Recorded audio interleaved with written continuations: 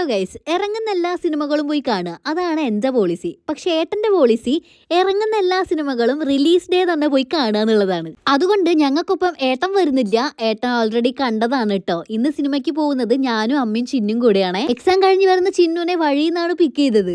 എക്സാമിനാണെങ്കിൽ ഇട്ടോണ്ട് പോയ ഓർണമെന്റ്സ് എല്ലാം ഊരി വെപ്പിച്ചു പോലും. അതുകൊണ്ടാണ് ഈ കഴുത്തിലും കാതിലൊന്നും ഒന്നും ഇല്ലാത്തത് കേട്ടോ. ഇന്ന് ചിന്നുനെ ഞങ്ങൾ അങ്ങ് പിഴിഞ്ഞ് സിനിമ ടിക്കറ്റ് ഒഴിച്ച് ബാക്കി എല്ലാ ചെലവും അവളാണ് എടുത്തത്. അപ്പൊ നമ്മൾ കാണാൻ പോയ സിനിമ ഏതാണെന്ന് പറഞ്ഞില്ലല്ലോ, അതാ നിങ്ങൾ എന്നെ വായിച്ചെടുത്തോളിട്ടോ. സിനിമയെ പറ്റി ഒരു ഐഡിയ ഇല്ലാണ്ടാണ് ഞാൻ പോയത്.